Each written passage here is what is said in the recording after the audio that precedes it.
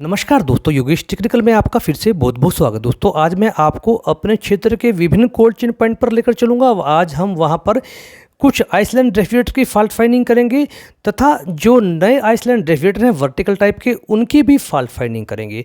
दोस्तों यह एक ड्राई एरिया है और यहाँ पर गर्मियों में अक्सर यह समस्या आती है कि जैसे ही ज़मीन की नमी कम हो जाती है तो न्यूट्रल वीक हो जाती है, यानी कि अर्थ जो हमारा होता है वो कम हो जाता है, जिससे लाइट कम या ज़्यादा होने से मेरे आइसलैंड रेफ्रिजरेटर में फॉल्ट आ जाता है। तो दोस्तों मैं अपनी मंजिल पर पहुंच चुका हूं। लगभग ज़्यादातर कर्मचारी जा चुके हैं। मैंने कोल्ड चेन हैंडलर को फ़ोन करके बुला लिया है। मैं अपने उन सभी उपकरणों को देखूंगा जो अपनी क्षमता को खो चुके हैं, यानी कि कूलिंग करना जिन्होंने बंद कर दिया है। यह फॉल्ट कैसे आया, क्यों आया, इसी पर हम आगे बात करेंगे। यह मेरा पहले नंबर वाला आइसलैंड रेफ्रिजरेटर है जिसका माइक्रो प्रोसेसर कुछ भी नहीं दिखा रहा। यह मेरा डीप फ्रीजर है जो अभी कम तापमान पर चल रहा है, और यह मेरा दूसरा आईएलआर है। यह भी इसके माइक्रो प्रोसेसर में कोई साइन नहीं दिखा रहा, जिससे कि ज्ञात होता है कि इन दोनों के माइक्रो प्रोसेसर की सप्लाई उड़ चुकी है, यानी कि ये दोनों माइक्रो प्रोसेसर अपना कार्य नहीं कर रहे। और यह भी एक वर्टिकल आईएलआर है, यह भी कुछ भी नहीं दिखा रहा। यहाँ पर काफ़ी ज़्यादा फॉल्ट आया है। जैसा यहाँ पर कार्यरत कर्मचारी ने बताया कि यहाँ पर लाइट का कोई फॉल्ट आया है, जिससे कि सभी उपकरणों ने काम करना बंद कर दिया है। और वो फॉल्ट आपको पता ही है कि यहाँ पर ज़्यादा विद्युत आई है, जिसे मैं चेक कर रहा हूँ विभिन्न पॉइंटों पर। क्या अब भी ऐसा तो नहीं है कि विद्युत ज़्यादा ही हो और मैं अपना कार्य करूँ और फिर से दोबारा वो खराब हो जाए? इसलिए सबसे पहले यह कन्फर्म करना ज़रूरी है, क्योंकि दोस्तों जहाँ भी आप कहीं भी कोई भी फॉल्ट चेक करने जाए तो सबसे पहले वहाँ का विद्युत ही आपको चेक करना चाहिए, क्या अपनी वो सुरक्षित रेंज में है। क्योंकि गर्मियों में अक्सर मेरे यहाँ पर यही प्रॉब्लम आती है, यहाँ पर सूखा एरिया होने की वजह से। तो दोस्तों मैंने माइक्रो प्रोसेसर नया लगा दिया है जो अभी सही वर्किंग कर रहा है। अभी वो अपना वर्तमान तापमान दिखा रहा है। दोस्तों ऐसा क्यों होता है? जहाँ पर भी 3 फेज़ की वायरिंग होती है, अगर वहाँ पर न्यूट्रल कमज़ोर पड़ जाती है तो उसमें क्या होता है, जैसे ही न्यूट्रल कमज़ोर पड़ती है या वहाँ से हट जाती है तो फेस उस न्यूट्रल वाली वायरिंग में आ जाता है और विद्युत की मात्रा डबल हो जाती है, जिससे हमारा माइक्रो प्रोसेसर ख़राब हो जाता है। यह तो माइक्रो प्रोसेसर में ऐसा सिस्टम दिया हुआ है जिससे कि हमारे कंप्रेसर पर कोई दिक्कत नहीं आती। और स्टेबलाइजर भी एक निश्चित सीमा तक ही लाइट को कंट्रोल कर सकते हैं। जैसे ही सीमा 280 से ऊपर होगी तो स्टेबलाइजर भी पूरा काम नहीं कर पाएंगे। दोस्तों वहाँ का हमारा टास्क पूरा हुआ। अब मैं आपको आगे एक और अन्य कोल्ड चेन पॉइंट पर लेकर चलूँगा। वहाँ पर भी यही शिकायत है कि उपकरण कूलिंग नहीं कर पा रहा। तो अब हम अपने दूसरे कोल्ड चेन पॉइंट पर पहुँच चुके हैं। अब मैं यहाँ पर भी एक आइसलैंड रेफ्रिजरेटर की फॉल्ट फाइंडिंग करूँगा, जिसमें बताया गया है कि उपकरण कूलिंग नहीं कर पा रहा और उसका तापमान सुरक्षित सीमा से बाहर चला गया है। दोस्तों मैं आपको बता देना चाहता हूं कि जो हमारा आइसलैंड रेफ्रिजरेटर होता है यह एक रेफ्रिजरेटर की तरह होता है, लेकिन कुछ विशेष रूप से अलग होता है। इसके अंदर 2 से 8 डिग्री का तापमान मेंटेन किया जाता है। स्टेबलाइजर अभी अपनी लाइट दिखा रहा है, लेकिन आपको ध्यान रखना चाहिए कि अभी जो उसका बटन है वो इनपुट पर है, यानी कि यह इनपुट लाइट को दर्शा रहा है। हमें आउटपुट लाइट को चेक करना है, तभी हम आश्वस्त हो पाएंगे कि स्टेबलाइजर ठीक है या नहीं। तो दोस्तों जैसा मैं आपको बता रहा था कि आपको स्टेबलाइजर का जो बटन है उसे आउटपुट पर कीजिए और चेक कीजिए क्या आउटपुट वो दे रहा है या नहीं। लेकिन यहाँ पर भी आपको एक ध्यान रखना है कि आउटपुट शो ज़रूर करता रहेगा स्टेबलाइजर, लेकिन हो सकता है कि वो पीछे से विद्युत को ना निकाल पा रहा हो। इसलिए आप यह कन्फर्म कीजिए। और उसी असमंजस की स्थिति में मैं बना हुआ हूँ।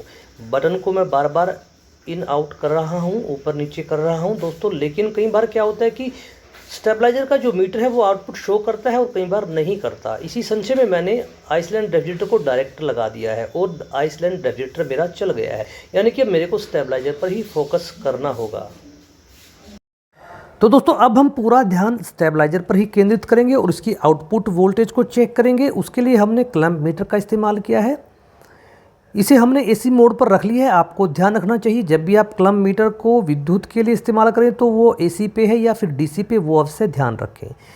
हमने दोबारा से फिर उसके बटन को ऊपर नीचे किया और आउटपुट शो नहीं हो रहा, यानी कि कुछ ना कुछ गड़बड़ अवश्य है।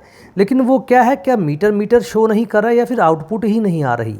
अब देखिए आउटपुट शो कर रहा है। अब मैं इसके पीछे क्लैंप मीटर की दोनों लीड्स लगाऊंगा और देखूंगा क्या क्लैंप मीटर में हमारा वोल्टेज का फिगर शो हो पा रहा है। और मैंने लीड लगाई और देखिए वहाँ पर अभी 0 ही दिखाई दे रहा है, यानी कि शायद आउटपुट नहीं निकाल रहा। फिर हमने मीटर की तरफ देखा तो वो भी नीचे जा चुका था और उससे मैंने थपथपाया तो उसका सुई फिर से ऊपर चला गया। अब मैंने फिर से लीड लगाई और फिर से चेक किया तो वोल्टेज शो कर रहा है, यानी कि स्टेबलाइज़र का कोई पॉइंट ड्राई है, जिससे कि वो कई बार लग जाता है, वो कई बार हट जाता है। जब भी आप कहीं भी किसी भी उपकरण की फॉल्ट फाइंडिंग करें तो सबसे जो आपका स्टार्टिंग पॉइंट है वो यही होना चाहिए, विद्युत की उपलब्धता। क्या स्टेबलाइज़र में विद्युत आई हुई है, क्या स्टेबलाइज़र से बाहर विद्युत गई हुई है, ये सभी बातें आपको सबसे पहले चेक करनी चाहिए किसी भी फ्रिज की या किसी भी उपकरण की फॉल्ट फाइंडिंग करते हुए। यह हमारा स्टार्टिंग पॉइंट होता है। तो देखिए अब भी उसकी आउटपुट नहीं आ रही है, यानी कि हमारा स्टेबलाइज़र ही फॉल्टी है। अब हम आइसलैंड रेफ्रिजरेटर को चेक करेंगे क्या वो सही प्रकार से कार्य कर रहा है। इसके लिए हमने एम्पेयर मीटर यानी क्लैंप मीटर को लगाया तो उसके एम्पेयर बिल्कुल सही दिखा रहा है, यानी कि हमारा आइसलैंड रेफ्रिजरेटर बिल्कुल सही है। जो गड़बड़ थी वो हमारे स्टेबलाइज़र में ही थी। उसका जो एक पॉइंट है कोई वो ब्रेजिंग से हट जाता है, यानी कि सर्किट अधूरा हो जाता है, जिससे कि आगे सप्लाई नहीं जाती। इसी फॉल्ट फाइंडिंग को हम दूसरे स्टेबलाइज़र से बदलकर ठीक कर देंगे। अब मैं अपने एक अन्य कोल्ड चेन पॉइंट पर आ गया हूँ। यहाँ पर मैंने आइसलैंड रेफ्रिजरेटर को चेक किया। उसके लिए उसके तापमान मीटर पर प्रकाश डालना पड़ता है, तभी वो तापमान दिखाता है। जैसे ही मैंने इस पर मोबाइल का प्रकाश डाला तो इसने अपना तापमान शो किया 36 डिग्री सेल्सियस, जो कि सुरक्षित सीमा से बाहर है, लेकिन शायद यह उपकरण कार्य में नहीं लिया जा रहा। मेरा शंका बिल्कुल सही था, इसके अंदर कोई भी वैक्सीन नहीं है, यह अभी स्टैंड बाय पर है। दूसरे उपकरण को भी मैंने चेक किया इसी मेथड से। प्रकाश जैसे ही मैंने डाला तो इसके तापमान ने तापमान शो कर दिया, जिसका तापमान अभी 2.9 है, यानी कि यह आइसलैंड रेफ्रिजरेटर सुरक्षित सीमा में चल रहा है। यहाँ पर भी लाइट का ही फॉल्ट आया हुआ था, जैसा मैं आपको बता रहा था। मैं उसे आगे कंटिन्यू करूँगा कि यह समस्या बार बार इस क्षेत्र में क्यों आती है, और आपको हमेशा इन बातों का ध्यान रखना चाहिए ताकि आप भी इसके बारे में परिपक्व हो जाएं।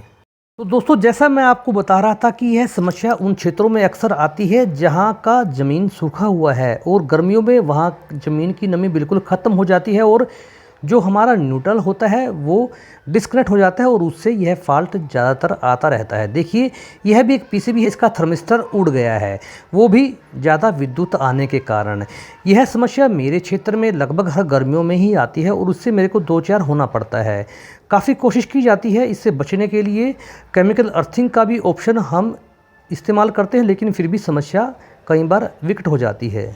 और देखिए दोस्तों, यह मेरा दूसरा फ्रिज है, इसकी भी कंट्रोलर की पीसीबी ख़राब हो गई है। दोस्तों, आप जो ये कंपोनेंट देख रहे हैं यह एक थर्मिस्टर होता है और यह पीसीबी में लगा होता है स्टार्टिंग पे ही। जैसे ही विद्युत कम ज़्यादा आती है तो यह खुद ख़राब हो जाता है, लेकिन पीसीबी को ख़राब होने से बचा लेता है। यह थर्मिस्टर लगभग हर पीसीबी के अंदर आपको मिलेगा। इस विषय पर काफ़ी वीडियो हैं, आप जाकर इसके बारे में और जान सकते हैं। अरे, जो तीसरा पीसीबी था उसका भी थर्मिस्टर उड़ गया है।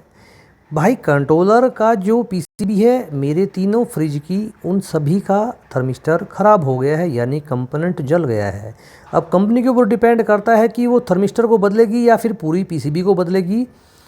यह कार्य अभी अंडर वारंटी है, इसलिए हम यह उन पर छोड़ देते हैं। स्टेबलाइजर का पीसीबी मेरा पूरी तरह से ठीक है। मैं आपको बताना चाहता हूँ कि जो यह कंट्रोलर का पीसीबी है यही तापमान को कंट्रोल करता है। पूरी तरह से इस पीसीबी का एक अहम रोल होता है। जैसा मैं आपको बता रहा था कि दोस्तों, यह मेरे इस रेफ्रिजरेटर का माइंड है, यानी कि इसकी जो टाइमिंग है, पूरी फ्रिक्वेंसी है, सेंसर इसके अंदर ही लगे होते हैं। इन्हीं के अंदर उन सेंसर का सर्किट बना हुआ है। जैसे ही तापमान 2 डिग्री पर आता है तो यह कंप्रेसर को कट ऑफ कर देता है और जैसे ही तापमान 6 डिग्री पर जाता है ये कंप्रेसर को ऑन कर देता है और यही पूरा प्रोसेस इस पीसीबी के द्वारा किया जाता है। इसीलिए इसे कंट्रोलर पीसीबी कहा जाता है। अब हम इसे कंपनी में भेज देंगे या फिर इसको रिपेयरिंग करवाएंगे, वो कंपनी पर डिपेंड करता है। और आज हमने अपने पूरे टास्क को कंप्लीट कर लिया है। दोस्तों, इस पीसीबी का वही कार्य होता है जो मैंने आपको पीछे वाले वीडियो में कंट्रोलर दिखाया था, सब जीरो का 7569, उसी के हिसाब से ही यह पीसीबी काम करती है, यानी कि वो पूरी तरह से सेल्फ रेगुलेटेड था, उसमें सारे फंक्शन थे मैनुअली जिसे हम कंट्रोल कर सकते थे। लेकिन जो यह पीसीबी है इसमें कंपनी के द्वारा सेटिंग की गई है और उसी के पैरामीटर ही इसमें ऑटोमेटिक चलेंगे, इसमें हम कोई फेरबदल नहीं कर सकते।